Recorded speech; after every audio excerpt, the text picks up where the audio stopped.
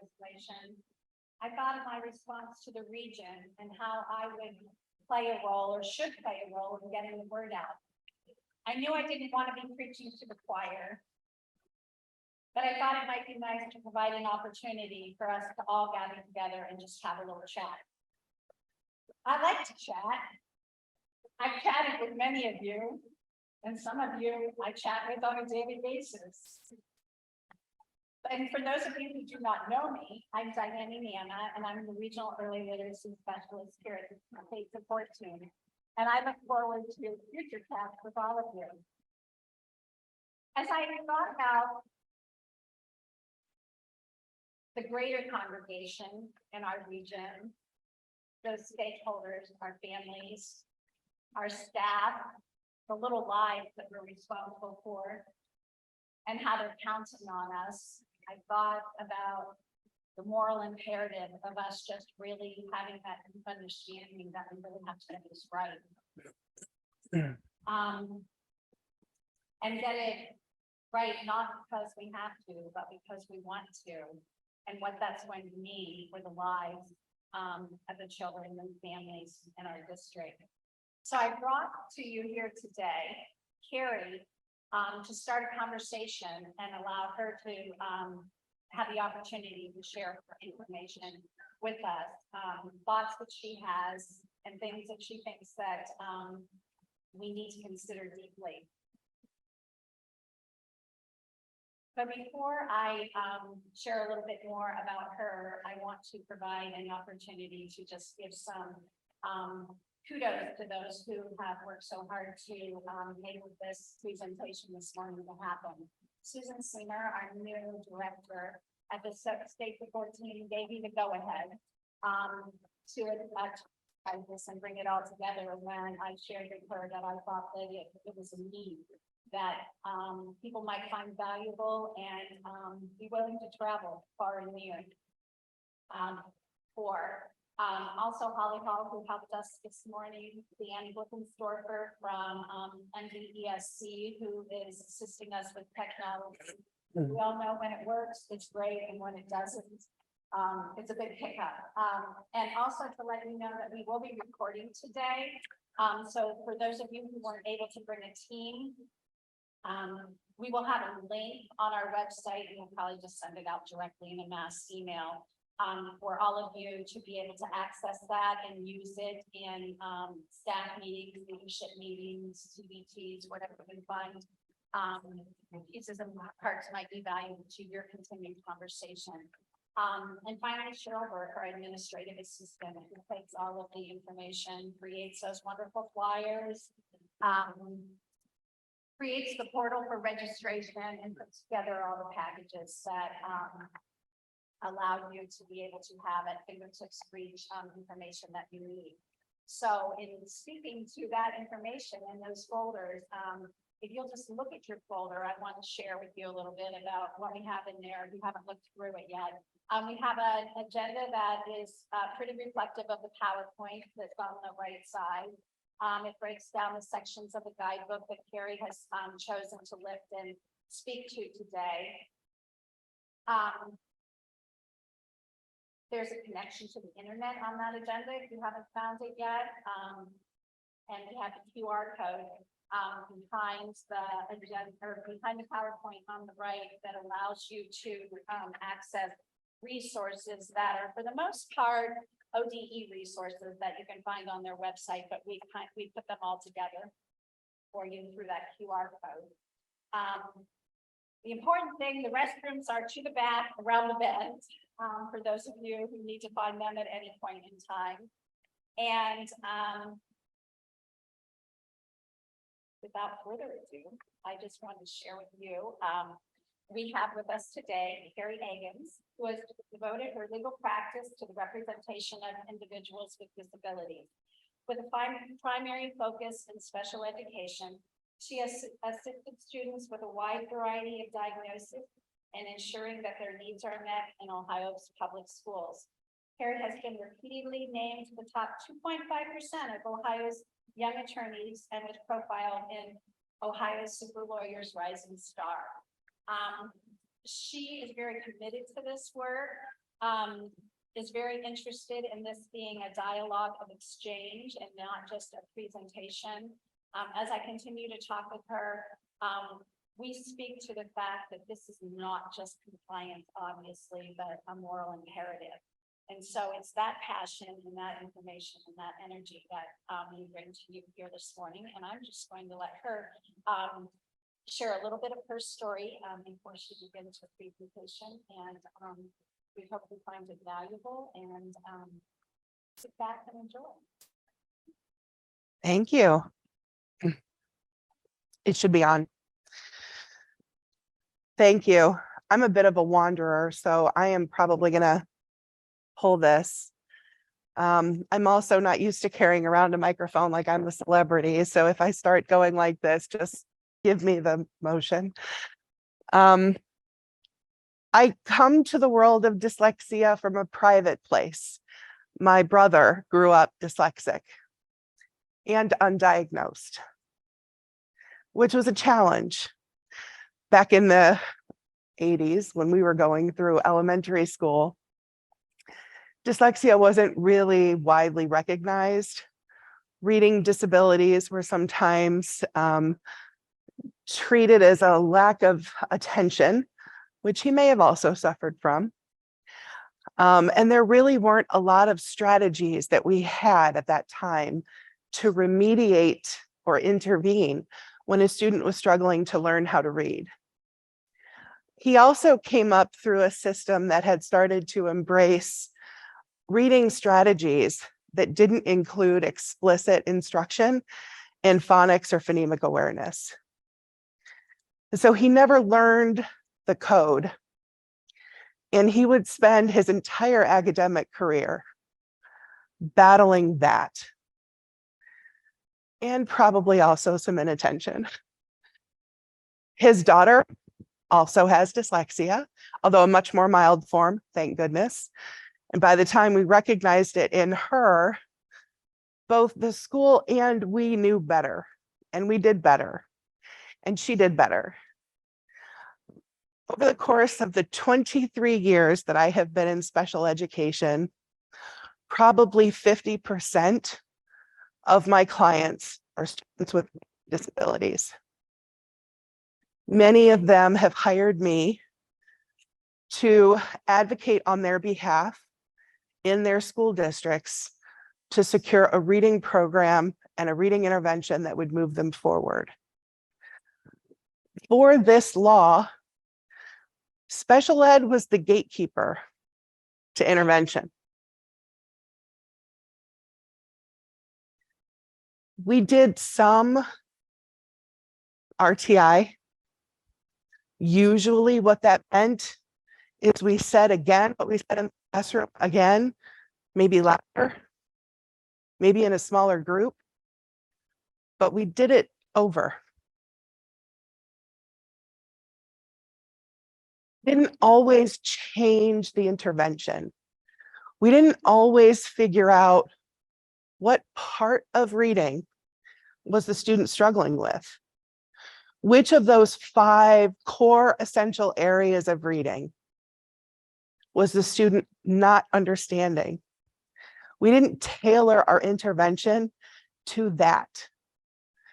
We didn't teach with explicit, sequential, direct, and cumulative methods. This law requires us to do that now. And I am hoping that all of you put me out of business as a special ed attorney. There's probably enough other kids with enough other disabilities that I'll probably still be busy. But I can tell you that this is most of my battle. In 2010, I filed a complaint on behalf of the Upper Arlington parent group who were concerned that the interventions that their children were receiving included things like, and I wish I were joking, feed your child more vegetables, read to the dog at night, and just wait, it'll click. Those things don't work. And so instead, these parents took their district to task. And they said, you have an obligation to find our kids, evaluate them for special education services, and provide a meaningful intervention that's going to enable them to make progress. The Ohio Department of Education agreed. And since 2011, when that decision came out, capacity building has been happening primarily in Central Ohio, where many school districts have embraced structured literacy and science of reading methods of instruction. And we have seen a resurgence. And I say a resurgence because the foundation of this method was based in the research done by Samuel Orton in the 1970s. This isn't new. This is old stuff. We're just finding it again and learning how to implement it in systematic, explicit ways. It's exciting for me. I love seeing the districts that have embraced these methods and rolled them out significantly reduce the number of students that they have to refer for special education, significantly reduce the numbers of students who are not achieving proficiency on any of their state assessments, significantly reducing the number of students who require intervention in middle school and high school. And so that's what we see when districts embrace these methods and systematically start to use them. And it's exciting. The families are excited, the teachers are excited, the kids are relieved. And we know that a kid who struggles to read can also struggle with behavior, can also struggle with math, accessing the gen ed curriculum, figuring out a pathway for transition and adulthood and vocational programming. So that's why I do what I do. I have joined the Northern Ohio branch of the International Dyslexia Association as a board member, and I'm currently on their executive team. So I will share some information with you about some summer training programs that we have available in Northern Ohio. But before we get there, that's just a little bit about myself. I am struggling a little bit with a cold, in case you can't tell, the Elmer Fudd voice is happening. So I would love questions and an opportunity for dialogue, because that will give me a chance to breathe. So if, as we're going, you have a question about a specific topic or area or something that we're going over, please feel free to let me know. And I will make sure that I repeat the question for everyone in the room. All right. Okay, so let's get started. What are we going to do today? Today, I want to review the dyslexia law requirements, but I'm not going into detail about the basic requirements. I think by now you guys probably know all of that information. You've had access to that information. What I really want to pay attention to are the practical implementation challenges that I anticipate occurring in the fall and the spring of next year. So that as you go through and you develop as districts your decision tree about how you plan for this to play out, you have these considerations in your mind that you're thinking about, and you can try to plan to avoid some of the potential pitfalls that we're anticipating. And then I also want to discuss, because this really isn't in the law, but I want to discuss the potential intersection between Tier 3 intervention and a referral for special education, and when you make that move. Guidebook includes amazing definitions of all of these things. I'm not going to go through them. I will instead refer you to the guidebook to have access to those. Definition of structured literacy, definition of phonics, definition of science of reading, definition of what explicit instruction means, systematic instruction, I encourage you to go through the guidebook with specificity, and that is one of the documents that is included with your QR code. And I'll reference many, but the guidebook is really the resource that you're going to want to reference as we look to these issues. I also have included copies of the actual statutory language, so the Ohio Revised Code sections, so that you can look at them and you can see what they say. You don't just have to rely on me. You can take a look at those code sections for yourself, how they relate to the guidebook, and we can review how those things interact and relate to one another. There are some guidance documents from the Ohio Department of Education. And then I've also included some supplementary pieces that the Family and Engagement Center from Ohio State University have created to assist and support school districts in rolling out this communication to families, and some sample letters that you can use to do that. So the foundation of what we're talking about today is House Bill 436. It's known as Connor's Odyssey, the Ohio Dyslexia Law, and it basically requires Ohio public school districts to screen students for dyslexia, dyslexic tendencies, and subsequently provide identified students with structured literacy intervention. We'll break that down. What we're going to talk about are really pieces of the guidebook. And those pieces deal with what structured literacy is, administering annual screenings, making sure that after you administer that screening, you analyze the data and understand who needs intervention, providing that intervention and ensuring that you have staff that have developed the professional capacity to both support those interventions as well as assist in creating their design. So we'll talk through those. And I have entered into this PowerPoint slides that have this sort of red stop sign.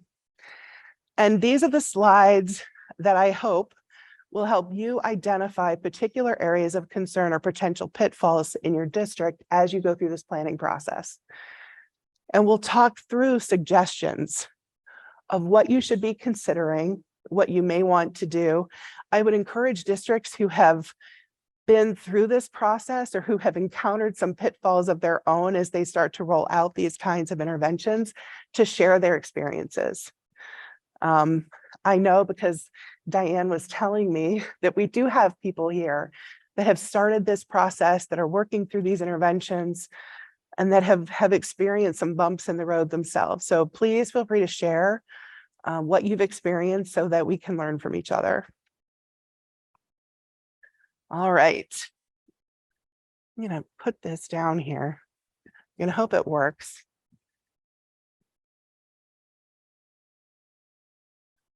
All right.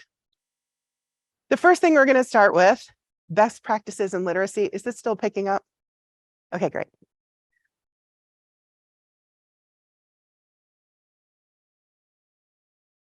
We're going to talk about best practices in literacy instruction. I am not going to spend a lot of time on this. This is sort of its own whole presentation. But what I do want to highlight, and what is meaningful, is that the guidebook clearly identifies and illustrates the core elements of the science of reading and what evidence-based literacy instruction is. And what we need to focus on as we are creating our interventions are these definitions. Structured literacy is a methodology. It is not a specific program. There are many programs that have been designed and created using the methods of structured literacy. Some of the popular ones are Orton-Gillingham, Wilson Language System. Nyhouse has created a program basic language skills. So there are several programs that embrace the methodology. And there are programs that are developed at separate tiers to support students at different levels of instruction. What we want to do is we want to make sure that whatever we're selecting for our intervention is aligned to these principles. So we want explicit instruction that is teacher directed, that is directly provided to the student, that is sequential, meaning it starts with earlier basic skills and then cumulative, meaning it builds on those early skills to more complex. And that's really the core of what it is we're looking for in terms of instructional design. We are also looking to ensure that that instructional design meets those demands in all 5 areas of essential early literacy skills. So we're looking to align those components, the explicit, direct, sequential, and cumulative, with our 5 components of reading: phonemic awareness, phonics or decoding, fluency, reading comprehension, and vocabulary. Once we have the structure in place and we have the structure aligned to the needs, and we've created our intervention protocols, then we're going to start to identify the students that need to access them. So that's the framework of the law. That's what the law requires. And that's sort of what we'll piece through. The biggest challenge, I think, for districts is to honestly assess your curriculum. Honestly assess the interventions that you're using, aligned to the structure of a structured literacy kind of method. And ask yourself the hard questions. Is our curriculum delivering across all 5 of those basic essential skills an explicit, direct, sequential, and cumulative curriculum? That is typically where we have fallen apart in the past, is that maybe we're doing comprehension right or well, but our program is not teaching phonemic awareness. Or if it is, it's not doing it explicitly. It's expecting that students are going to somehow figure it out because they've learned the letter sounds, that they'll somehow figure out the blending or the segmenting, that they'll somehow figure out how to put TCH together and not have it sound like.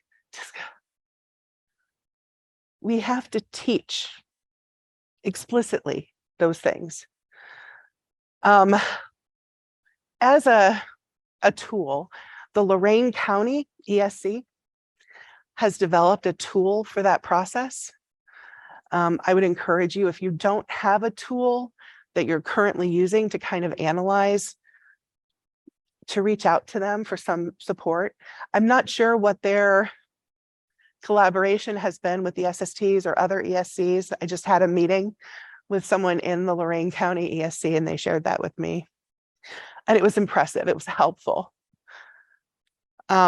So you are putting together an MTSS team, a multi-tiered system of support team. You may call it something different, but you're putting together a team to build this, probably from the bottom up, unless you've already been doing structured literacy at some level of intervention. But when I said earlier that traditionally special ed has been the gatekeeper to access this, I really meant that. Most school districts don't have structured literacy at any level.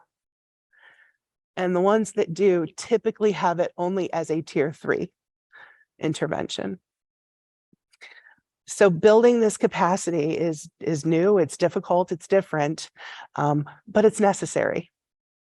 And it's necessary to meet the needs of the 60% of our kids who are not passing their proficiency tests. with an actual proficient score and not the score that has been set lower than proficiency to avoid students not meeting it. So I don't know if you guys are aware, but in the state of Ohio, when we passed the 3rd grade reading guarantee, we took the competency score and reduced it by 20 points so that we didn't have to retain kids. I'm not for retaining kids. Retention doesn't work. I'm for intervention that works. I don't think the retention should have ever been something we were doing. I think we should have done this instead 20 years ago, but we're here now. So I like to see that the legislature is actually considering removing the retention requirement in this current budget bill, which I think is a good thing. But I'll sort of step off that soapbox for a minute and just encourage you to continue to build the capacity in your district to have an effective team. These teams by statute have to include trained and certified personnel, as well as a stakeholder with expertise in the identification, intervention, and remediation of dyslexia. The purpose for that team composition is to make sure that you can complete these tasks. And the tasks that this team is charged with completing include establishing all of your district policies, identifying professional development requirements, developing a district plan for implementation.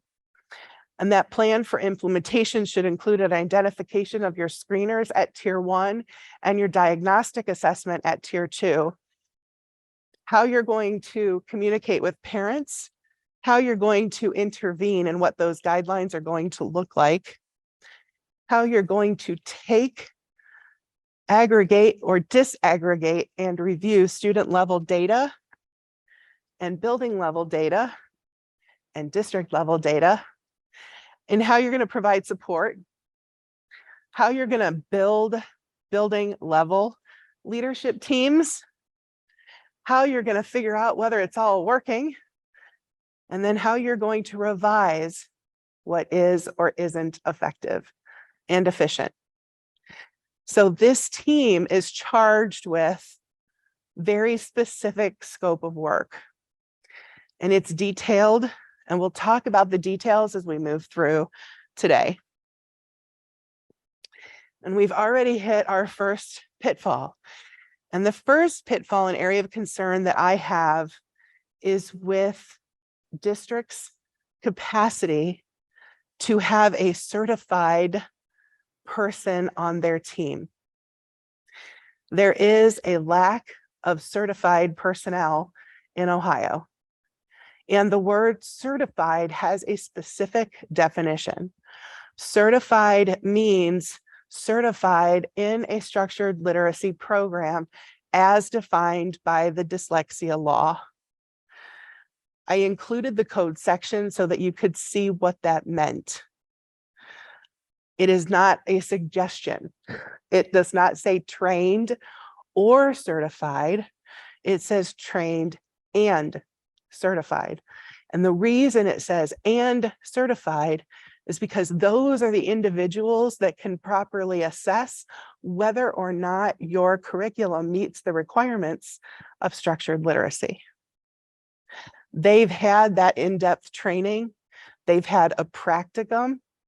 They've had an assessment to show that their knowledge is firm, and they have been certified by an agency that is recognized by the state of Ohio as properly certifying people. So both the guidebook and this particular code section will tell you what the requirements of certification are, and then you can figure out if you have someone in your district already that meets those requirements. If you don't, what do? You go out and find one. You will probably have to bring in a consultant to support your district in this process. They exist. On your SST team, do you guys have people that meet the certification requirements to support? Do you know? Not sure. Okay, no. So what I would suggest, particularly for smaller districts, is that you may want to consider working together to pull in consultants. You may want to consider reaching out to your neighboring districts and asking them if they have someone who is certified that you could contract with. You may want to see which districts are building capacity and work together to try to do that effectively. Any questions about certified? I need to drink water for a minute, guys.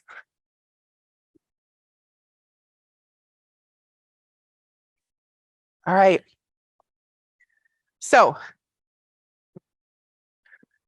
for many years in the world of special education, when I was trying to advocate for students with disabilities, one of the things that I would see regularly is that we would often have staff members who had done kind of a 3-day training in Wilson or structured literacy. They had done the bookwork component of what it means to be certified, but they hadn't gone on to do the practicum components.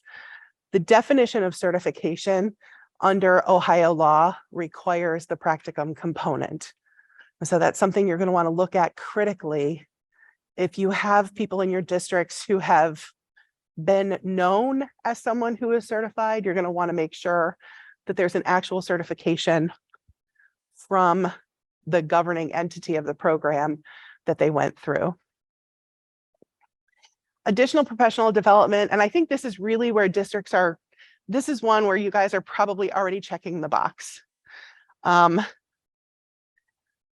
the Ohio Dyslexia law, teachers are required to complete 18 hours of professional development in characteristics of dyslexia, understanding the pedagogy for instructing students with dyslexia, and we'll talk about which teachers in a minute. Generally, it's all teachers in K1, including intervention specialists, by this coming school year. We're going to talk about why that's problematic in a minute. Also, by next school year, so 24-25, all teachers in grades 2 to 3, including intervention specialists. And then 2 years down the road, all teachers who are intervention specialists serving grades 4 through 12 have to complete the 18 hours. The courses have to be approved or training done by a certified person, or you can access the Ohio Department of Education training course, which my guess is what most districts have done and plan to do. That course includes required core content. This is outlined in the dyslexia guidebook. It's also identified in the statutory citation that I will give you in the materials. But this is a list of what the training, the 18 hours, must include. It is an overview, and also it is more in depth in terms of what Tier 1 structured literacy intervention looks like in the classroom setting, talks about what explicit, direct, sequential, and cumulative instruction is, how to do it, how to implement it across different educational needs like fluency, handwriting, spelling, decoding, and it's a good 18-hour overview. Why is it problematic that this year we're only required to train our teachers in K1? Because in year 1, the screening requirements are going to require you to give screeners to K, potentially through 6th grade students. So if you've only trained your K1 teachers, the kids who are in 2, 3, 4, 5, and 6 that your screeners are going to identify as in need, you're not going to have capacity to service, even though you're obligated to. So what I will tell you is that you are doing a disservice to your staff and to the students if you aren't doing the 18 hours K through 6 at a minimum. Most districts, and you guys can tell me, most districts are doing at least K through 6 this year. Are you guys doing that? Did K through 5? So I would encourage you to think about adding capacity with your 6th grade team. And that when we get to the screening requirements, you'll understand why. So if you don't train those teachers, you still have to implement the structured literacy intervention. It really puts you in a tough place. You're not going to be able to pull your K1 teachers to go service the 6th grade kids. So really take a look at, when you're building your plan, how you're building capacity at all of those grade levels to meet this requirement. One training pitfall that I wanted to share, and I've only heard about this happening in a couple of places, but districts have designed their own training. I don't know why you would do that if the modules are already available through ODE. It seems like a big investment of time and energy that isn't necessary, and it's probably ill-advised. Don't make up your own training. Unfortunately, the reason that district had made up its own training was, and I can only say this because I actually heard the recording of the training, was to turn it into a mockery.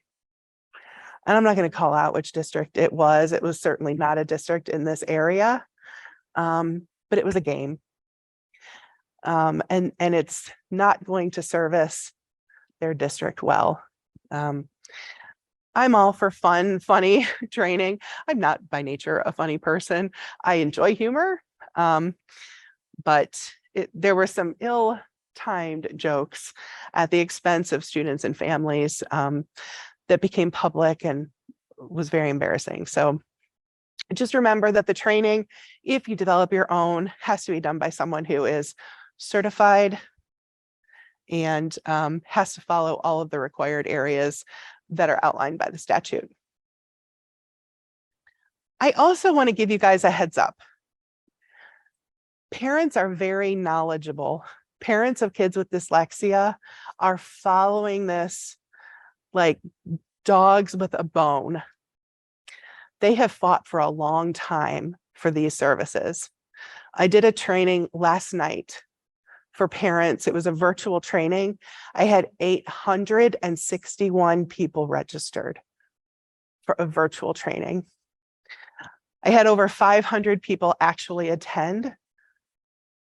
And it was a combination of teachers and parents, but the parents are by and large asking me, how am I going to know what my district is doing?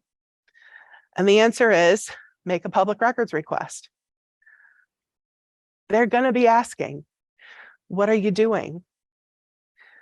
Who did you train? What does your structured literacy intervention look like? What screener did you pick? When are you going to administer it? You're going to have to be prepared with some of those answers. And we're going to create accountability. And I say we because that's my job. My job is to create accountability for these kids. And that's what I do. I don't think I've met any of you across an IEP table, right? Which is great. It means you're doing something well. Sometimes, even if I am across the table, it means you're doing something well and this particular child fell through the cracks. But I would encourage you to know that there is an accountability piece, even if the parents are the ones asking for it. And eventually these kids, if not getting the intervention, will come to me as a student with a disability who hasn't been serviced. And then we'll have other issues from a special education perspective. Screening. So districts are required to administer approved Tier 1 screeners, and there is a new list of approved screeners.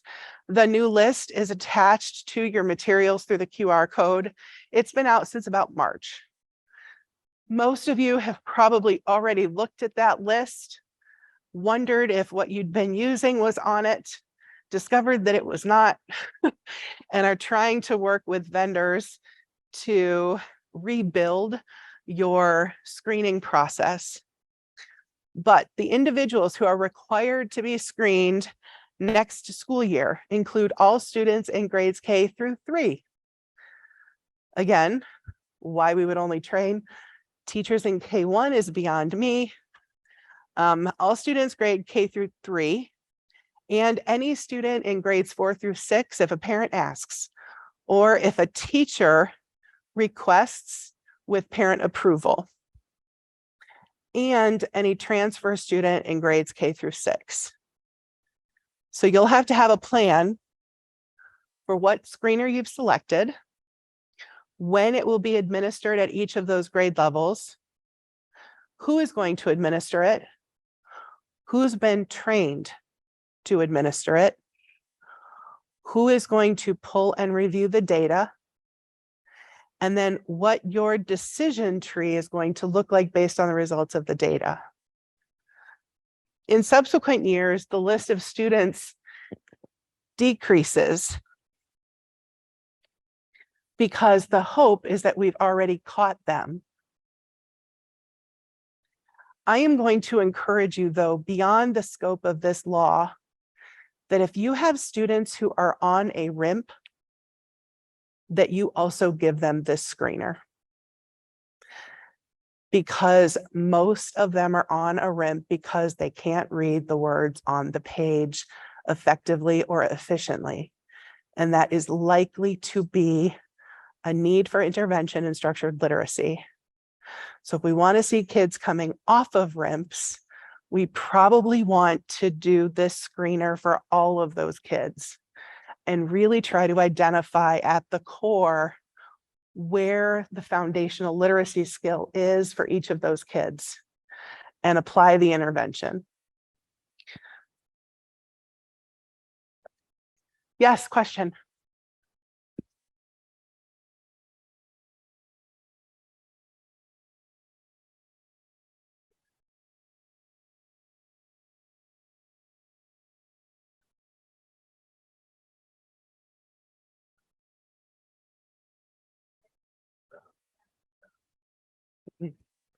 So the question is, if we do have a policy where we screen all students who are on a RIMP, would we need to get parent consent for that? Yes, except for the first year, the students who are required to be, which are K through 3. In subsequent years, the only required, again, looking back, the only required screener grade level after this year is kindergarten. And it's older grades based on parent either request or teacher request with parent consent. So yes, you would want to get parent consent to administer that screener. Question? Yep.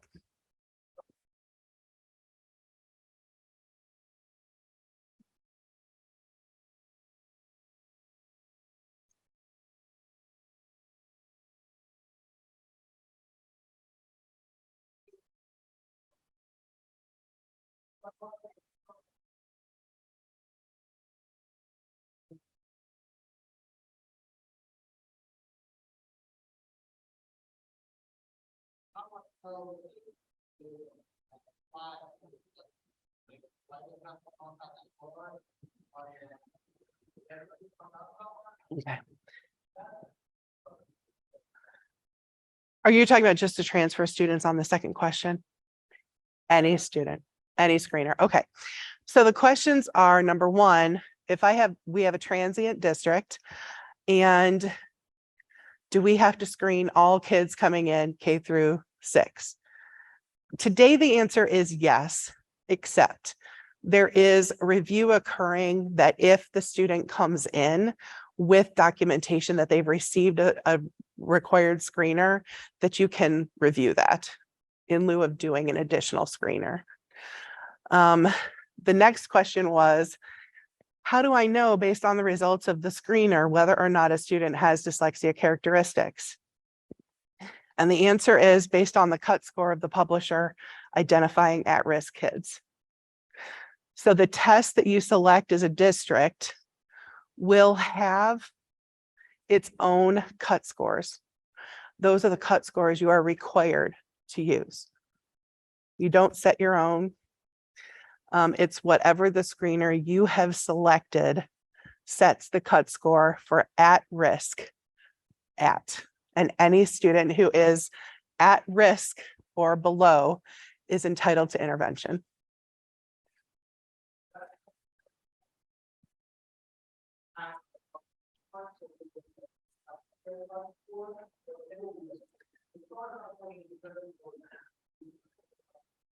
Yeah, the question.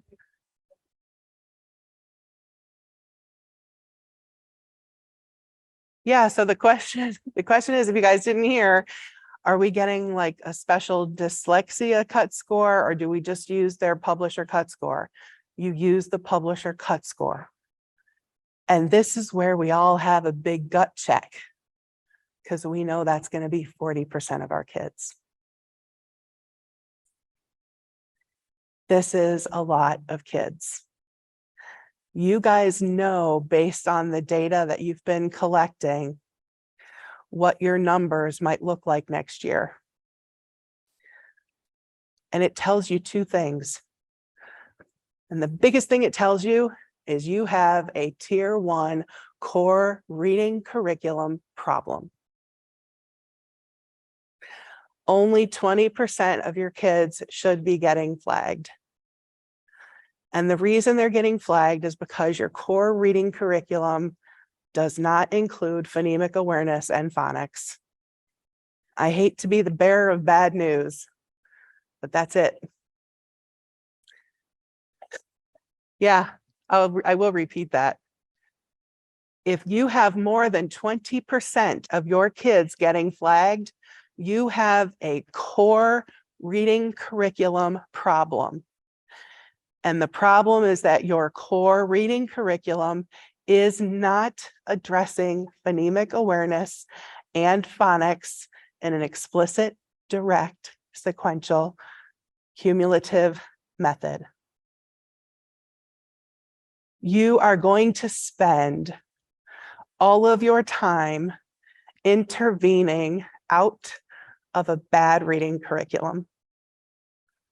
And that is the problem that we have in the state of Ohio and why we have to have this law. Yes.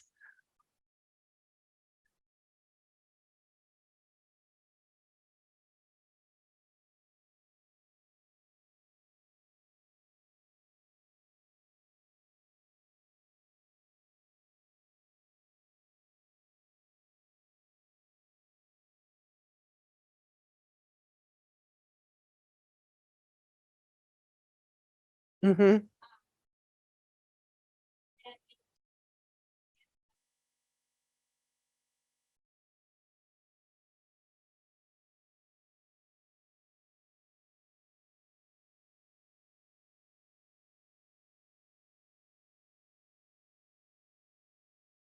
Mm-hmm. So if your question is specific to the English language learners, what I'm going to encourage you to do, Mount St. Joseph University has a program called the Center for Reading Science. They are having a seminar June 28th called Bridging the Research to Practice Gap. And the person presenting is Elsa Cardenas-Hagen. And I have had her as a speaker in Northern Ohio, and she is an expert on English language learners. She is their keynote speaker. And when it comes to intervention for English language learners and how to navigate that process, she's the person you need to hear from. The Center for Reading Science at Mount St. Joseph has, as one of their key initiatives, resources to implement science of reading with ELL learners. So there's a lot of information on their website about specific programs and methods that you can incorporate to do that. I'm sorry? I don't know. I don't know if they're mainly bilingual or if they have. Okay. Yep. Question.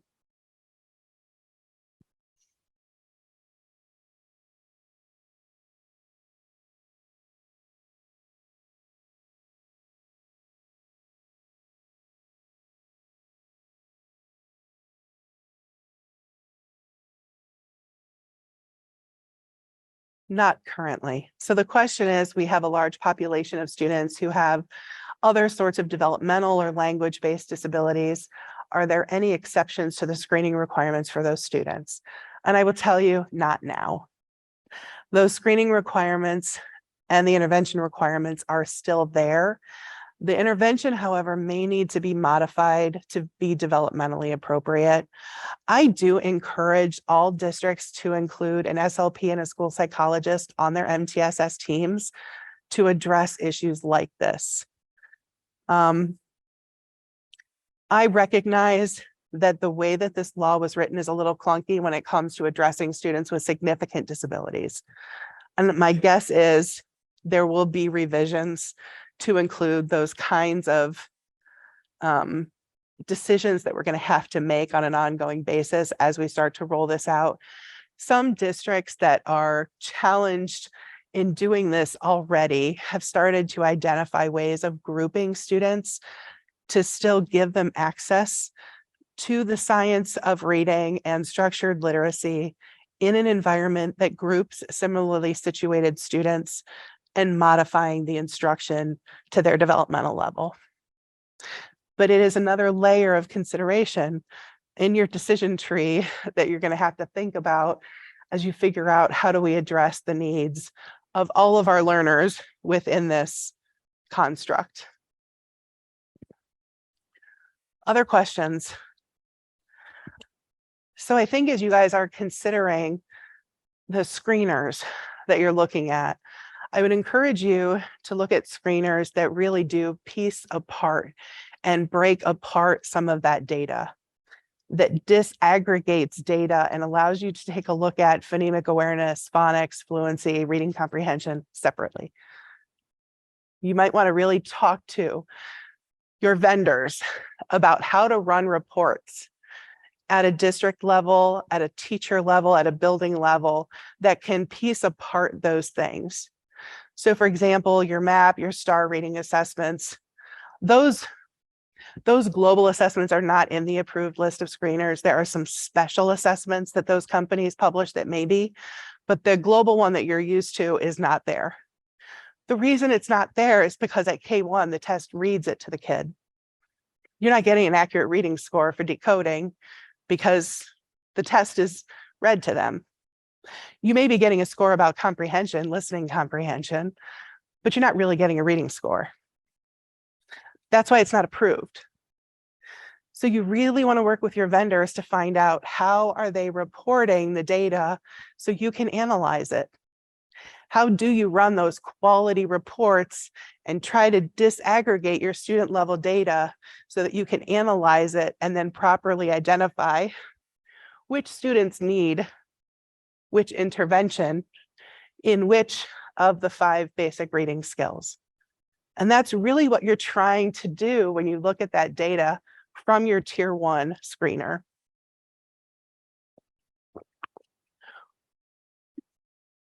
What's interesting is if you have a student who is at risk or below, the requirement is that you notify the student's parent, continue your tier 1 intervention, progress monitor at weeks 2, 4, and 6, and continue to report data to see if you make progress. How many of you expect to make progress in weeks 2, 4, or 6 with a student getting the same curriculum and no additional intervention? None. So I would encourage you to strongly review your tier 1 interventions. Some of you have programs in place with intervention components that you're not using, right? We all go out and we get a bunch of curriculum, and we figure out how to administer the core pieces of it, but maybe the intervention manual sits somewhere else, or it goes to the special ed teacher and not the gen ed teacher. Really look at what you're doing and how you can look at intensifying instruction during those weeks 2, 4, and 6. Otherwise, you're just going to wait 6 weeks and then have to administer a tier 2 diagnostic. So really consider, as your district and part of your decision-making process, what are we going to do during those 6 weeks? If you truly don't feel like you have a process in place to make a difference, don't wait 6 weeks. Just go ahead and go right to the tier 2 diagnostic. You can do that. There's no shame in that. In fact, that's what the Ohio Dyslexia Committee suggests you do, is if you're not going to alter the intervention once you've identified the students in tier 1, don't wait. Just go ahead and move to tier 2. The law requires that if no progress is observed during the monitoring period, then there has to be a second notification to the parents and the administration of a tier 2 screener. So again, we've talked about all of these sort of pitfalls, but this is where we're at with our tier 1 screening process. Yeah.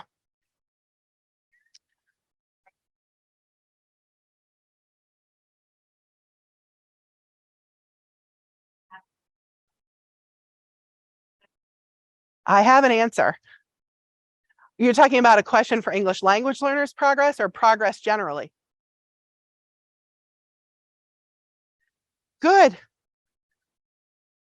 The answer doesn't change. So the answer doesn't change for a subset of learners.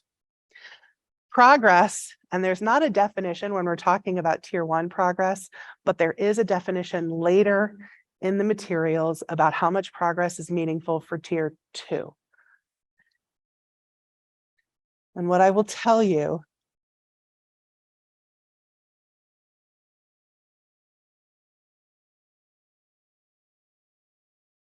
is that the progress that is required to be made is close the gap progress. Meaning that a student has to move out of or be approaching moving out of at risk. You keep intervening and you keep intensifying that intervention until a student is closing the gap. And when I say closing the gap, I mean going from 30% to 40% to 50%. They keep moving so that they get out of the red. We're not letting kids languish in the red without intensifying intervention. And that's going to be your hallmark from tier 1 to tier 2, from tier 2 to tier 3, from tier 2 to tier 3, then from tier 3 to special education. And at each step, you're going to intensify the instruction. And we'll talk about what that means as we work through tier 2, tier 3, referral to special ed. That answer isn't going to change based on the subset of student. So you're still going to be looking for close the gap progress, even for our English language learners. We're still going to be looking technically under this law for close the gap progress for our students with developmental disabilities.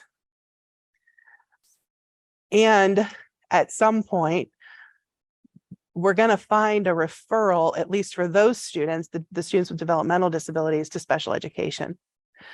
And at some point, their special education teams are going to have to determine what is appropriate progress for that student.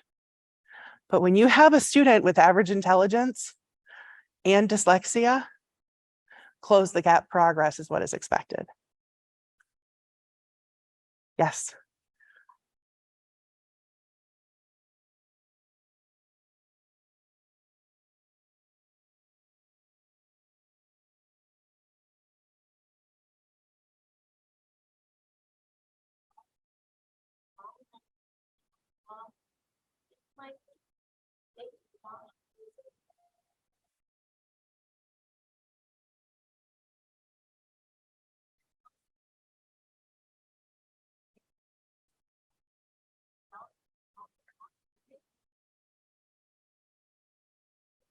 I think my answer to you is going to be, you're going to be shifting those kids really quickly to very intensive tiers of service.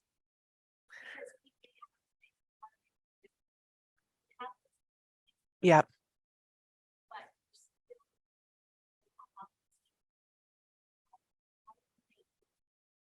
I understand that concern.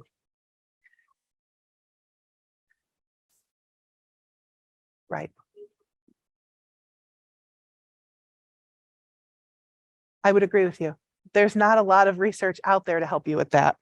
The issue for people in the back who may not have heard, we're talking about English language learners who don't have any basic alphabetic principles yet, being flagged by these assessments and then having to intensify intervention along the way in response, even though they don't have the alphabetic principles. What I have suggested is that those students are probably going to move really quickly to intensive tiered intervention. And your decision-making tree is probably going to look different for that student when you have that ultimate special education question. Because again, eligibility for special education, one of the questions is the language-based. So that's really where you'll find that off-road and maintaining that intensive tier 3 intervention. Okay. I want to go back up, all right, to the tier 1 screener. We've talked about sort of how this plays out. And now we continue to have a child who is getting services. I want to talk a little bit about a potential pitfall with progress monitoring. Progress monitoring, and this is a piece you have to figure out how you're going to do it. What does your progress monitoring structure look like? So when you have a student in tier 1, what is the intervention they're getting? And what is the progress monitoring piece that you're going to implement at tiers 2, 4, and 6 so that you are sure to meet the requirements? It has to be a standardized, not teacher created assessment, aligned to the specific area of intervention that is identified by the screener. Now, most of your screeners can be re-administered. Most of the screeners that have been approved have a progress monitoring component, and most districts will use that built-in progress monitoring component as their piece to address this. Talk to your vendors about what your selected screener would look like from a progress monitoring perspective, what data you can pull, and how you analyze it. We're really good sometimes at collecting a lot of data. Sometimes we're not so great at making instructional decisions based on that information, particularly instructional decisions that have to happen quickly. 2, 4, and 6 weeks. This is not, we're going to go do some intervention for a quarter or a semester until the team can convene again. This is 2, 4, and 6 weeks. Quick, get the data, sit down and look at it. Are you building capacity and giving your teachers the time and space and opportunity to do that? What does that look like? At the classroom level, at the grade level, at the building level? Who is doing that? Who is supporting the staff in making those decisions? How often are you in the room while they're having to figure out what the next step is? Do you have a clearly defined process or decision tree for them to follow? How do you ensure the capacity in one of your buildings is identical to the capacity in your other elementary building? How are you trying to make sure that K through 3 and 4 and 5 and 6, which is over in a whole nother building, how are you addressing their capacity to do this? All of that should be a part of the process and planning that you're doing today. So that in the fall, your teachers know what to do with this information. What is growth? What is expected? If we don't have growth, where do we go? What do we do? What comes next? And what comes next If a student is making progress in weeks 2, 4, and 6, hallelujah, we've done it. We've identified a kid who's now making progress, closing the gap, and we expect to be out of intervention swiftly.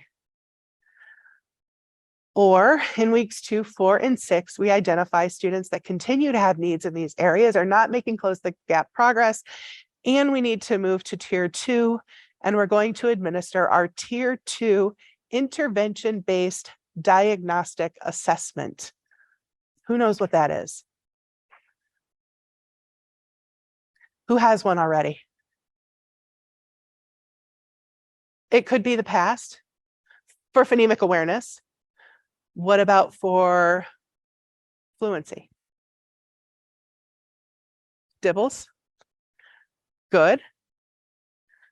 So you guys have some capacity to do this. What your tier 2 diagnostic assessment is intended to do is to establish baseline for your tier 2 intervention. And then allow you within that intervention to progress monitor. When you give that tier 2 diagnostic assessment, again, you use the publisher cut scores to determine whether or not a child is exhibiting dyslexia tendencies or markers of dyslexia. Those terms are defined in the guidebook.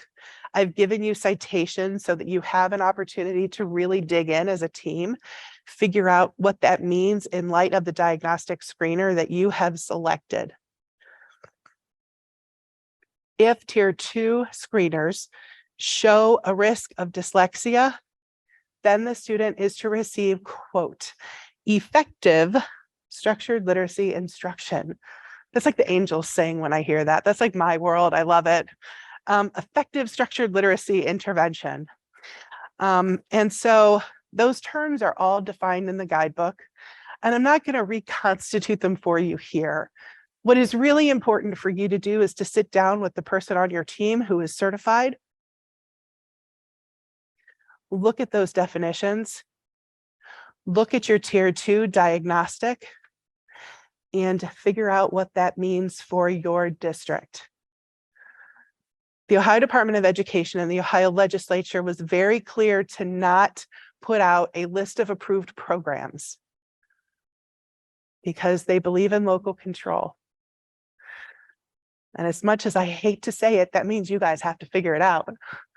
It would be a lot easier, I think, if they just gave us a list, but they didn't. There is an initiative to try to get them to publish one because we think it would be helpful. But this is part of what you're building in your decision tree. Now that we're at tier 2 and we've done our screener, what do we do with that information?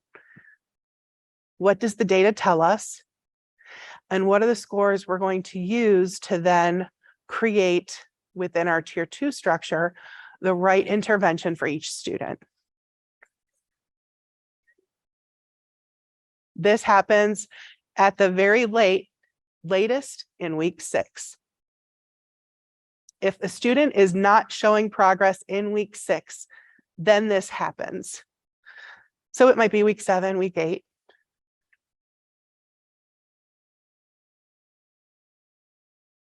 The first 6 weeks of interventions can be interventions within tier 1. Yes, absolutely.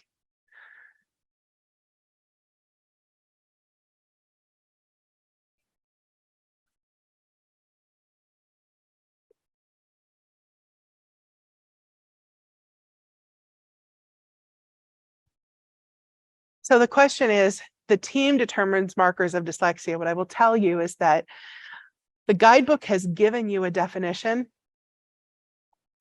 of what the markers of dyslexia are. You have to determine how that appears on your screeners. So your tier 2 dyslexia, the diagnostic assessment, how does that give you information about those markers? At what number are those markers exhibited?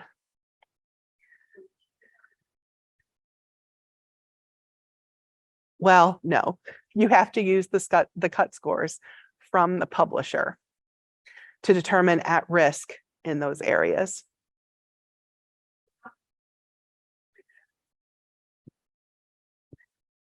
Through the definitions. So if you look carefully at the definitions in Appendix C, and I don't have them to pull up with you because I didn't really want to get into the nuts and bolts. You really should review this with your structured literacy certified provider. Tendencies are probably going to be in that at-risk range. Your markers are going to be a little bit more pronounced.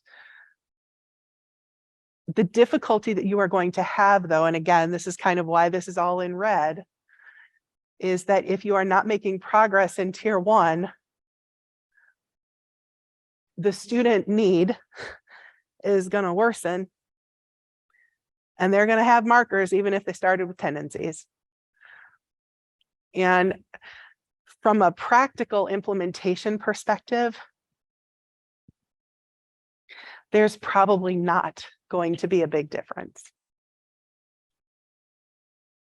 If you think about it practically, the student is either making progress in Tier 1 and closing the gap, or they're not.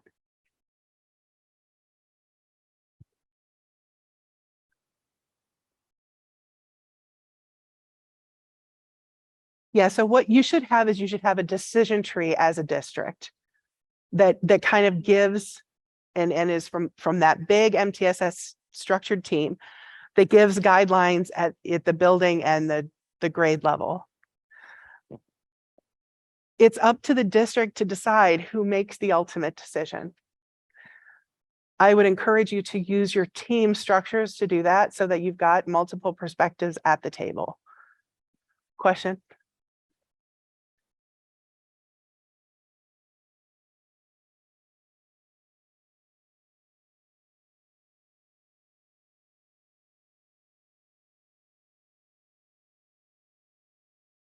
The question is there a set number of weeks for Tier 2? And the answer is no. There is not a set number of weeks for students in Tier 2. And we'll talk about progress monitoring in Tier 2 a little bit in a minute, and kind of a question as to how you then decide whether Tier 2 is working or whether you need to move to Tier 3.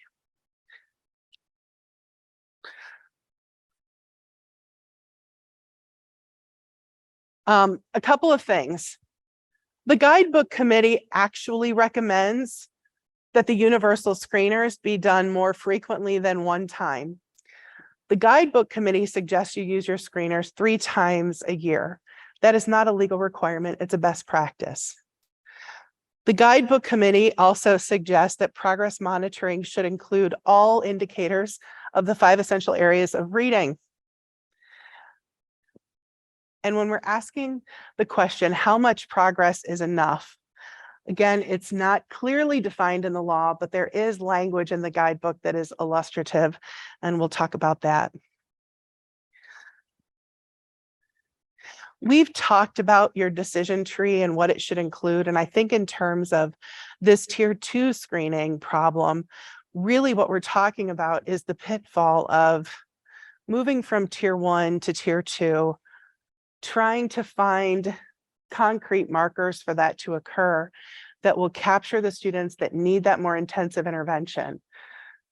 My fear is that leaving kids in Tier 1 who are not closing the gap will get to more and more referrals into Tier 2.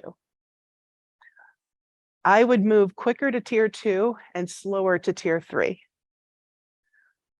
Because Tier 2 is likely where the core of your intervention is going to occur. Making sure as a district that you have put this decision process in place and considered all of these nuances is really critical. Otherwise, when you do administer your screener, it's going to be the Wild West. You're going to be inundated with numbers of kids that I don't think you're quite ready for. You're going to have to build capacity very quickly among staff that are feeling disorganized and unsure of themselves. And you're going to have students moving among groups that are unplanned. And the reason that that's problematic is because the more homogeneously you can group your kids, for this intervention in tier 2, the better off you'll be. So we'll talk about quality in tier 2 intervention in a minute, but being planful about all of this is really going to make it much more effective and efficient for you and your staff. We already had this discussion, but I do want to reiterate it. Districts with high levels of students identified in tier 1 and moving into tier 2 really do need to review their general education reading curriculum. The goal should be 20% of students being referred out of tier 1. If, as I expect, your numbers are going to be closer to 40 to 50%, you really need to look at incorporating more phonemic awareness and phonics instruction in your core reading curriculum. We have a lot of districts who are reluctant or don't have capacity to throw over expensive curriculum that they've purchased. If you need to supplement now. Look critically at what you have, pull out components that aren't working, remove some of the strategies in the guidebook. There is a whole list of strategies that are inconsistent with structured literacy. Take them out. Stop using them. They don't help. If they did, our kids would be reading at a higher percentage than they're reading now. So be critical of your curriculum, be critical of how you're teaching reading, and make the tough choices to get rid of what isn't working, even though we've spent a lot of money on it, even though we've invested in it. Get rid of the shiny stuff that isn't working and just kind of dig deep into some of these other strategies. So methods for intervention. The law does require that our intervention methods are selected from those recommended by the guidebook. And there is an intersection of 2 Ohio revised codes. The Ohio revised code requiring intervention cites to the Ohio revised code that requires structured literacy programming. So that's how we get from the screener to the intervention to having to be structured literacy. So I just wanted you guys to kind of understand how the law worked and have those citations so that when you're having these discussions with your teachers, you can say, you know, we have to use these methods. And I think with that, what I would like to do, because we're about an hour and a half in, I think I'd like to take a break. I think it's a good time for that. Let's take like 10 minutes. Start again at 10:30. All right, thanks. All right. Thank you. I appreciate that break for just a few minutes. I wanted to re-enter the discussion now about sort of where we are in the life cycle of the implementation of this particular law. And what we've done so far is we've moved through a discussion of what our core instructional elements should look like, both from an instructional strategy perspective as well as from a content perspective. We've talked through professional development competencies. We've looked at our tier 1 screeners. We've talked about decision-making post tier 1 into tier 2 and our tier 2 diagnostic. Now it's time to talk about tier 2 intervention and structured literacy as an intervention and what that looks like. The guidebook included a great deal of information about tier 2 structured literacy intervention. The reason that in the guidebook they're considered recommendations is because the law is specific and says you have to do structured literacy, but it never really clarifies what that means. And so as the guidebook committee was putting the guidebook together, they wanted to include these best practices and information about best practices so that schools who were unfamiliar with the methodology would have a foundation to move forward. So I'm going to encourage you to look through the guidebook and focus a lot on the guidebook in about page 34, 35. There is a beautiful table on page 34 to 35 of the guidebook that illustrates instructional differences between Tier 1 instruction, which is intended for all students, and Tier 2 intervention. As you put together your decision tree, and as you start to kind of commit things to paper, you're going to want to consider what Tier 2 intervention looks like. Do you have a program that you have purchased? You have a set curriculum. Tier 2 interventions that are common can be programs like, and some of these are also Tier 1 programs, it depends on how they're used, Foundations, Haggerty, Just Words, which is a Wilson Tier 2 program for grades 4 through 12. There are a wide variety of different programs that can be used. But again, structured literacy is a method. I would encourage you to look at programs for this implementation because I think it's going to be much easier for you to pull in existing curriculum program as opposed to trying to create, particularly if you don't have a lot of certified people in your district, trying to create something new. But essentially what Tier 2 instruction does is it takes and it elevates the need for structured literacy aligned to the specific area of deficit exhibited by the student, and then creates an explicit opportunity for direct instruction with students, typically in a small group environment. So when you're looking at what that should or might look like, you're going to want to consider things like, is this program going to be delivered in groups? What sizes are our groups? Are we going to ability group students or are we going to grade level group students? Are we going to deliver this in the general education setting or outside of the general education setting? Who will be responsible for the delivery of instruction? Have they been trained in the curriculum? What is nice about some of the curriculums that I mentioned is that the training required for those is either a one-day or online training. They're relatively accessible. The guidebook also will tell you that Tier 2 intervention is typically delivered in 30 to 45-minute blocks, 3 to 5 days per week. This is not a one-off. This is not a half an hour down at the library once a week. This is intended to be intervention. And in order to implement most of the programs that we talk about at Tier 2, it does require that level of implementation to be delivered with fidelity.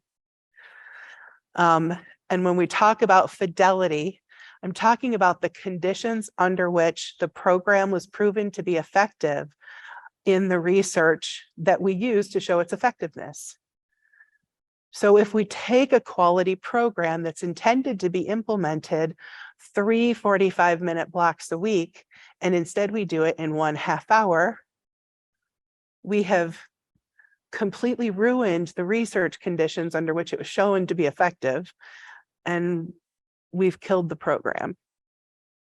So we want to do this with fidelity. We really want to take a look at what those requirements look like. We also want to talk about weekly progress monitoring so that we can look at what is working. We can figure out what is working at regular intervals. I am not suggesting that you would analyze that data and move kids in and out of this program on a weekly basis. That would be too clunky. But I am suggesting that you need to take a look at the program that you select for Tier 2 and really look at what are some decision-making points after we implement this instruction for a period of time to see if it's working. What is the progress monitoring piece inherent to the curriculum? And what or how frequently should we re-administer our Tier 2 diagnostic to see where we are? Typically, the publishers of the diagnostic or of the curriculum will have suggestions for that. And I would encourage you to align your decision tree to those programs or publisher recommendations so that you're operating with that intervention with fidelity to the research that proved its effectiveness. Does that make sense to everybody? I think you're thinking, well, yeah, it makes sense, but where do we find the time to do this? And that's the challenge and why you're doing so much planning this summer in advance of the fall.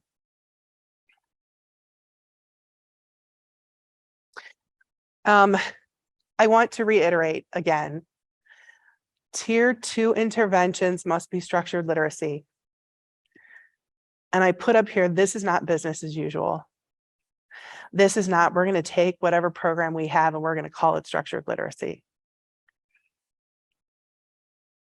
You really need to align your curriculum to these methods. Because if you don't, the kids that are identified are going to move very quickly from Tier 2 to Tier 3 to special ed. Then you're going to have not just a Tier 1 reading problem, but a special ed problem. So just be very careful as you consider your Tier 2 intervention. What is your Tier 2 intervention for phonemic awareness? That is evidence-based structured literacy. What is your Tier 2 intervention for reading fluency, for decoding, for comprehension? You may find one program that'll check a lot of those boxes, and you may need to find 2 or 3 programs to check all of those boxes. Then you're going to have to make a decision about how you allocate when you have a student that has needs across multiple areas. How are you designing intervention to meet all of those areas? And you're going to have to answer some of these really specific questions in your decision-making tree. How are you going to deliver this? Are your teachers trained? How are you determining your groups? Some of the things we talked about, how much time, when, where, what is the intensity, what size groups are we talking about? Are we talking about groups of 3, groups of 6, or groups of 10? And then how are you going to collect and analyze the data? Question?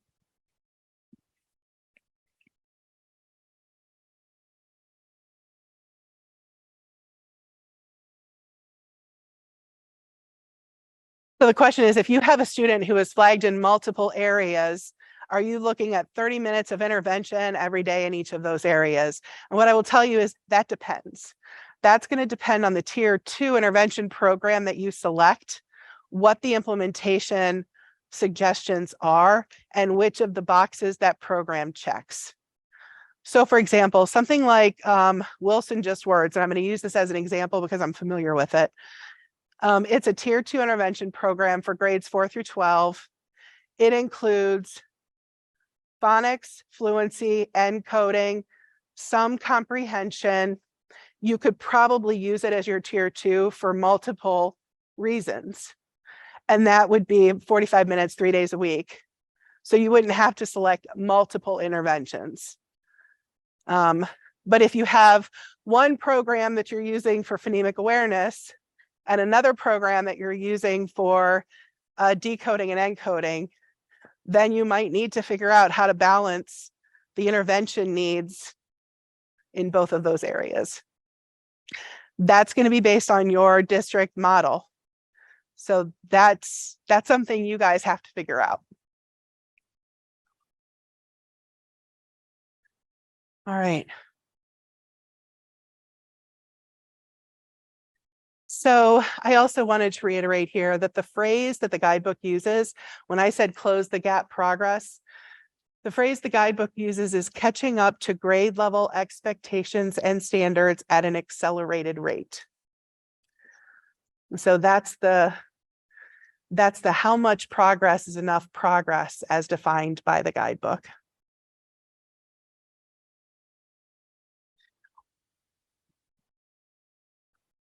So then there comes the question, at what point do we shift to Tier 3? As we're going through this Tier 2 intervention process and we're gathering our data, and we're looking at whether or not kids are making progress in closing the gap, at what point do we need to intensify to tier 3, and what does that look like? Again, this is a district determination point, but what I will tell you is that tier 3 intervention further intensifies the delivery of services. It may be a more intensive curriculum. It may be a more intensive implementation of the curriculum you're using for tier 2. So instead of 3 days a week, 45 minutes in a group size of 6, you would shift to 60 minutes a day, one-on-one, or 60 minutes a day in a group of 2 or 3, and really intensify the delivery of service. Intensifying services typically means an increase in the frequency or length of instruction, a decrease in group size, an increase in the similarities of the students in terms of the level of instruction, and a more immediate opportunity for feedback, practice, clarification, and an attempt to really try to provide that errorless learning, immediate feedback kind of process.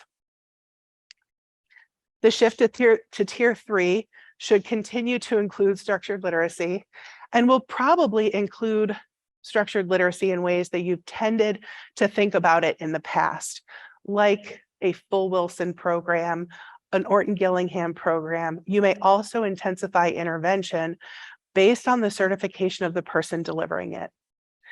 And I can tell you that I have seen huge differences in results in a program that is provided by a person with training versus a program provided by a person with certification. And the reason for that is that when you have become certified in structured literacy methods, you are taught to use that program in a way that is diagnostic and prescriptive. You don't just implement a curriculum. You analyze data on a day-to-day basis, and you look at that student's performance on Monday to decide what you're going to do on Tuesday. And you use that program in a way that is very diagnostic. You pull the component of the program that speaks to that individual student's need, you teach it to mastery, and then you move on. And that is a very intensive level of service. But the results from that kind of intensity tend to be completely different than the results using the exact same program with someone in a group by a teacher who isn't certified. Completely different. And so when you're talking about a shift to tier 3, those are all the kinds of different elements that you can use to intensify instruction. And those are the kinds of things you're going to want to consider as you pull together your decision-making process for what the difference is going to be between your tier 2 intervention and your tier 3 intervention for those students who are not closing the gap in tier 2. For students who continue to close the gap in tier 2, but who have not yet reached average or proficient, you're going to continue in tier 2, because what that tells us is that the intervention is working. So as your data is showing that the child is closing the gap, you're going to continue in tier 2. And what we're going to do is we're going to hope that a lot of our kids are going to benefit at that tier, and we won't need to go to the next level of tiered intervention. This will ultimately reduce the number of students that we have to refer for special education in later grades. And it should ultimately reduce the number of students that we have in special education services, particularly with basic reading needs in the middle school and high school.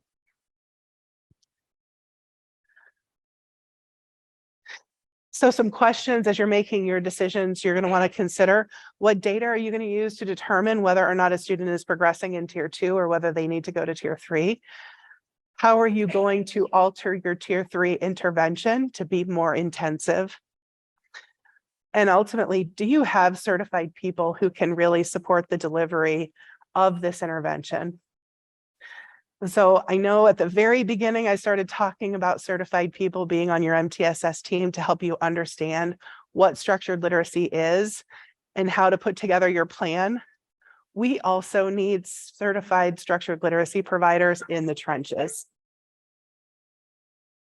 We need people that have the availability and the capacity to deliver this instruction in the classroom, in the buildings, in small groups, in individual opportunities for students.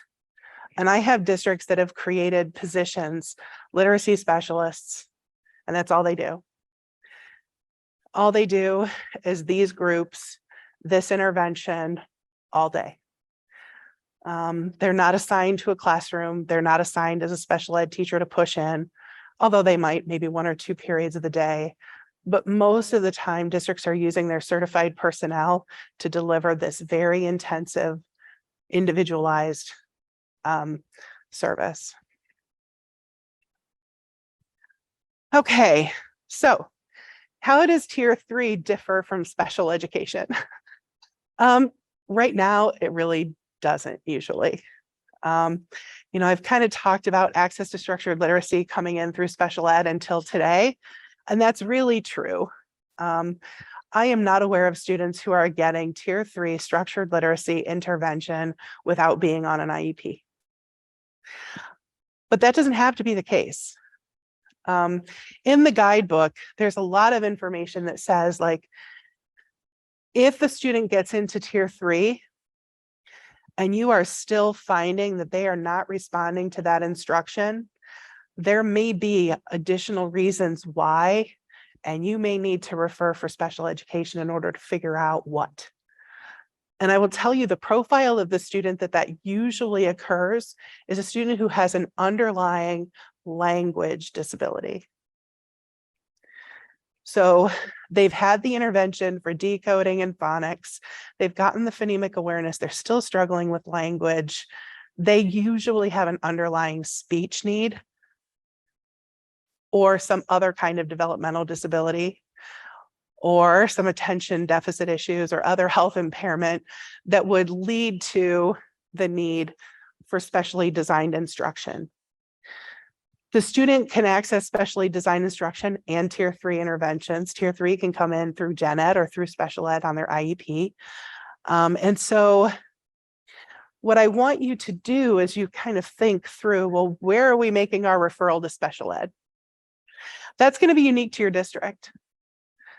My guess is that for districts that have less capacity to deliver high intensive services at Tier 3, you're going to probably refer sooner, because you just don't have the capacity otherwise.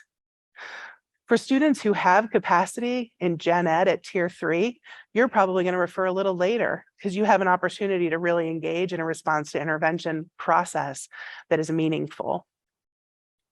But that has to be data-driven. So you're going to want to know what your capacity is to collect that data and make these decisions.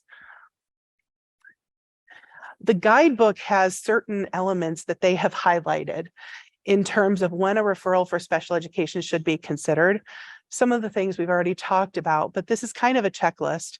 Lack of anticipated progress within Tier 3, a need for ongoing or lengthy involvement in Tier 3 in order to just gain new skills. So what we see is a student who really, without this kind of Tier 3 intensity, is not going to learn these skills. And if they're going to be in Tier 3 for an extended period of time, and some of these programs are 3 or 4 years in the making, that might be a student to refer to special education. A need for individualized service. So they really can't benefit even from a small group intensive intervention. It needs to be one-on-one. There's other elements coming into play. That would be a student that you would want to refer. And I just want to remind you all that during this process, from Tier 1 screener all the way to Tier 3 and a referral for special ed, that you do still have a child find obligation under IDEA. And that if you suspect at any point that a child has a disability, that you should make that referral. Students, you cannot use the RTI process to delay or deny an evaluation. So watch for parents who refer their students for an evaluation. Do not be quick to say no because you're doing RTI first. You can do RTI at the same time that you conduct the evaluation. So just be very careful. There's a lot of OSEP guidance and ODE guidance about not using RTI to delay or deny evaluations. So just be very careful that you don't get stuck in that process.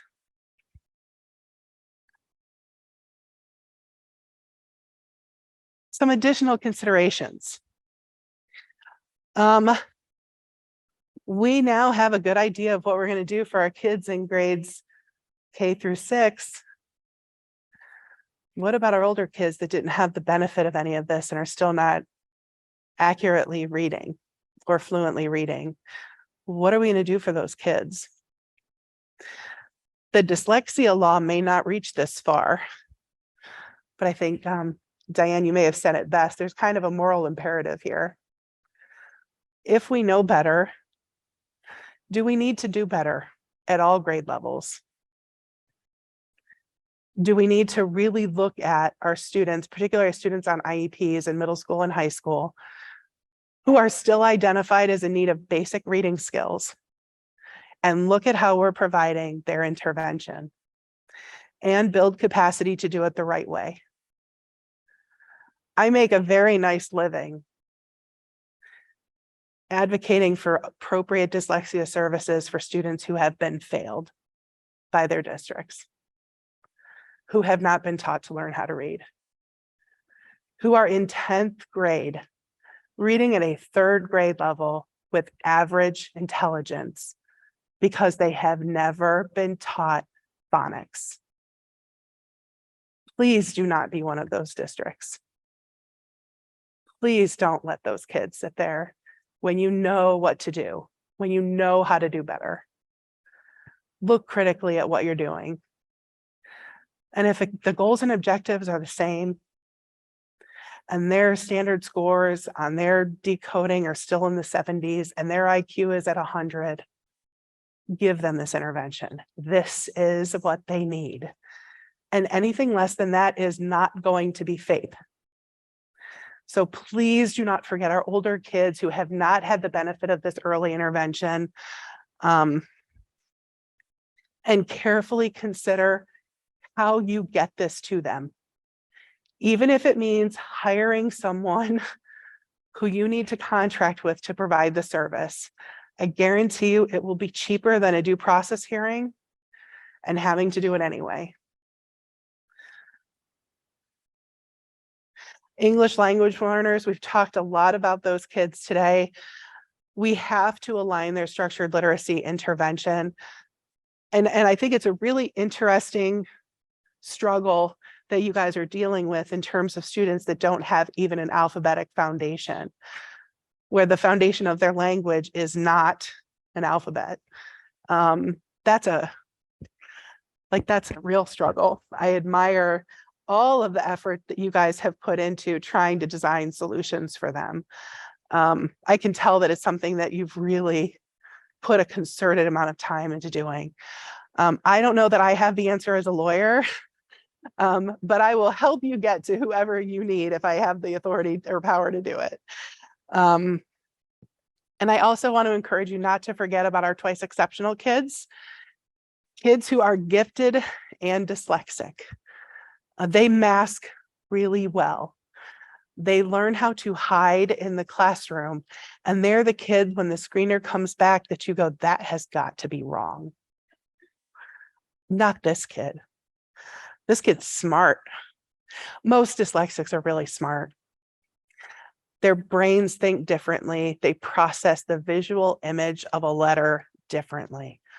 Their brains look at that image and they have a very difficult time assigning a value to that image.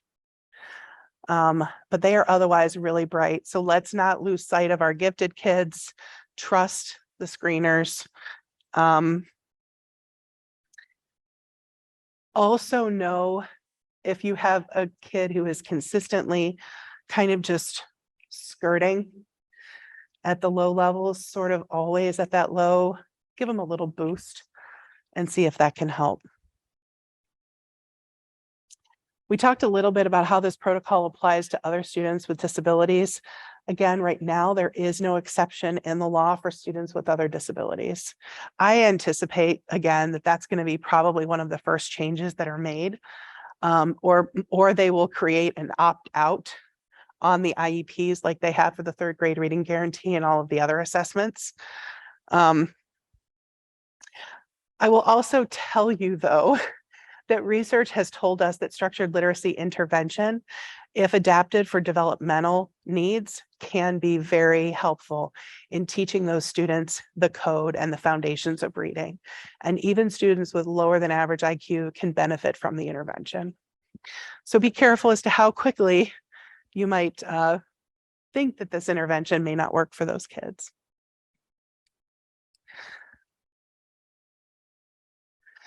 All right, last but not least, certification. So we have talked about the need to have certified staff members for a variety of reasons. We've already talked about it from an intervention perspective. We talked about it from a planning perspective. The guidebook creates a lot of opportunities for teachers to get certified. There are a lot of different pathways, and it is incumbent upon the district to decide what pathways they will embrace for their teachers and which teachers they will have certified. A few things that I think you should consider. Take a look at what your tier 2 and tier 3 structured literacy curriculums require. You know, if you're looking at just words in Wilson, get your certification through Wilson. If you're looking at a different program, get your certification through Orton Gillingham, the Academy, NIHouse. There are a lot of different certifying organizations. Choose a pathway that makes sense for what you're doing locally. A few things that I think are going to be challenging for districts: identifying and recruiting certified educators. There is a high demand right now for teachers with certification. Districts that can afford to pay more are going to get more. This is a bargaining problem, I think, that a lot of districts are going to have to deal with their unions. You are going to have to figure out how you can retain teachers that have gotten the certification. And I would encourage you to work with your board legal counsels to have these conversations. Retention, training, identifying which candidates are going to become certified, what that investment looks like for you as an organization, and how to keep that staff member is going to be important. The pathways that are outlined in the law are the required pathways. There is no certification that exists without meeting one of the requirements in the law. There are organizations who will give you a certificate after you do your training. That does not mean you are certified under the guidebook definition. So please make sure that as you're looking at that certification pathway, that the pathway includes the training, a supervised practicum, and most supervised practicums require 80 to 100 hours of application and direct student contact under the supervision of a trainer with immediate corrective feedback, and a final assessment or exam component there where the trainer certifies that you have the ability to properly implement the diagnostic and strategic implementation of the methods.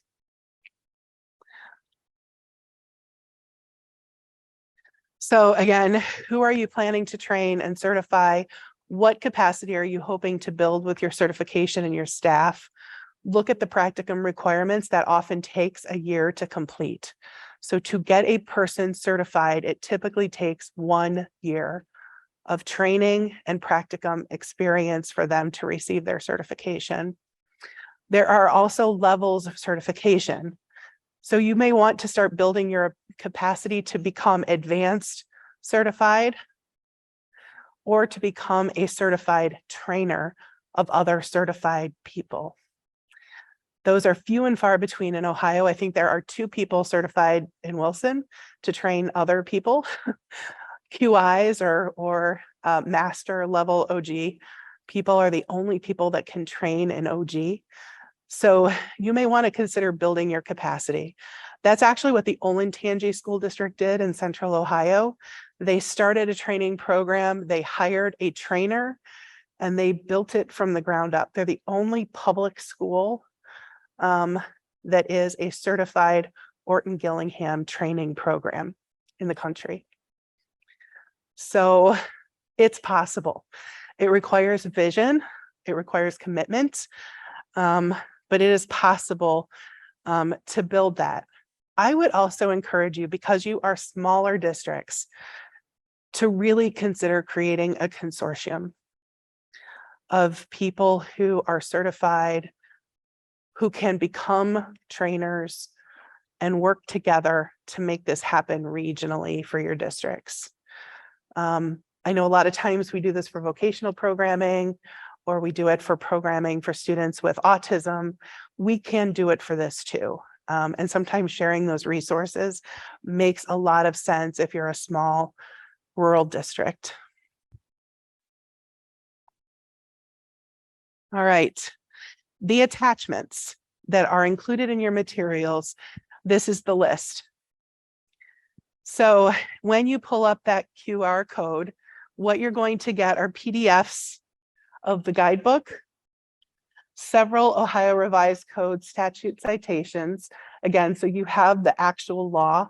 So you'll have the Ohio Dyslexia Committee formation code, teacher professional development requirements, an ODE guidance document on the training, the dyslexia screening law, along with the approved list of screeners and ODE's FAQs on those screeners, what it means to be certified in structured literacy, the actual code citation, along with ODE guidance on structured literacy certification processes, as well as a supplement that was created by the Ohio Dyslexia Committee about certification and what pathways are available for certification.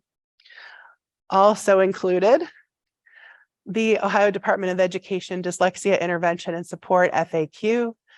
The Ohio Statewide Family Engagement Center at The Ohio State University has created a number of communications that are legally required for you to use as sample communication forms, and I've included all 5 of those sample forms for districts, as well as a sample parent letter that parents are using to request screening for their kids, again, in grades 4 through 6. Because this next year, parents of kids in grades 4 through 6 can request that screening. So there are a lot of additional materials available for you through that QR code that will really help you know what to consider. I encourage you to use this presentation as you're putting together your district decision document, because it'll prompt you to think through what these different steps or things might look like.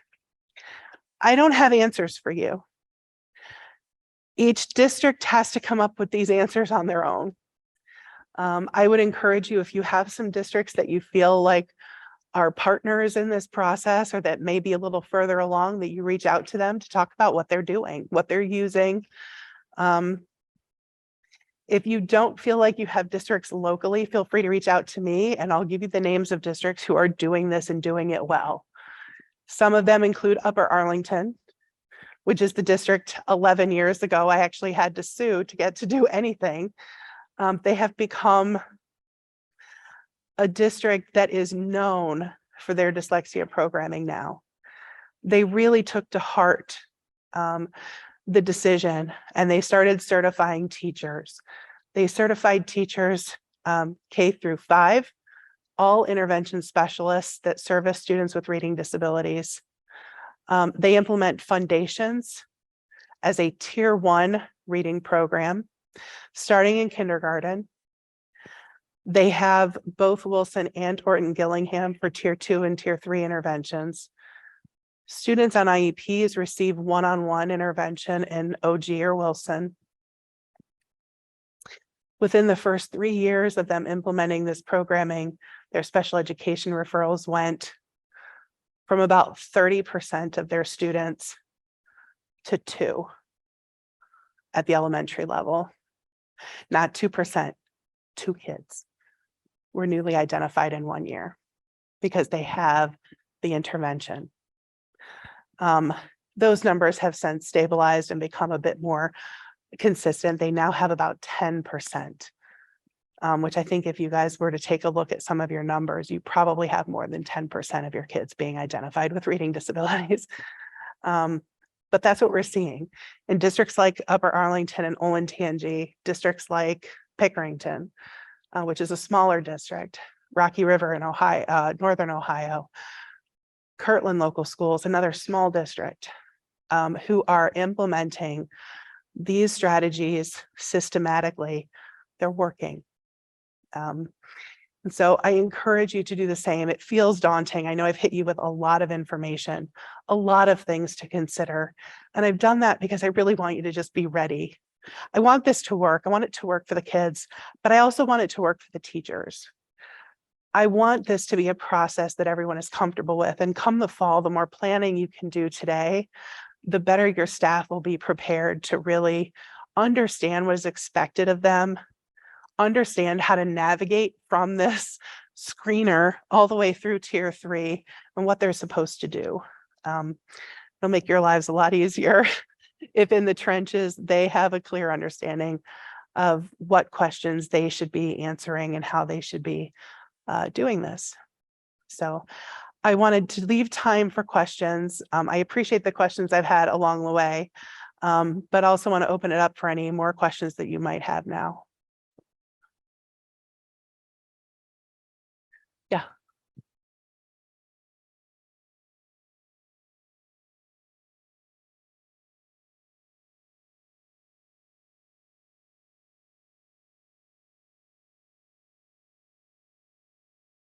So I had sent the PDFs and I think they created the QR code. So they're having difficulty with some of the documents through the QR code. Can you look at that?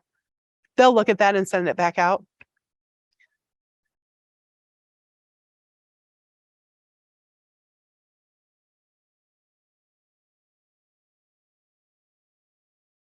Yeah.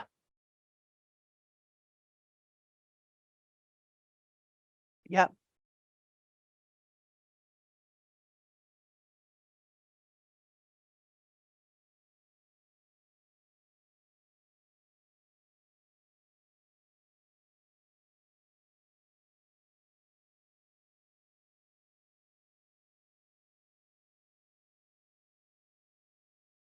Mm-hmm.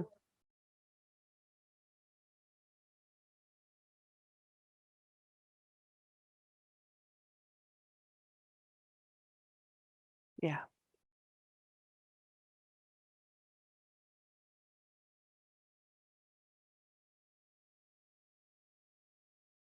So the way the law is written is what it says. It says at weeks 2, 4, and 6.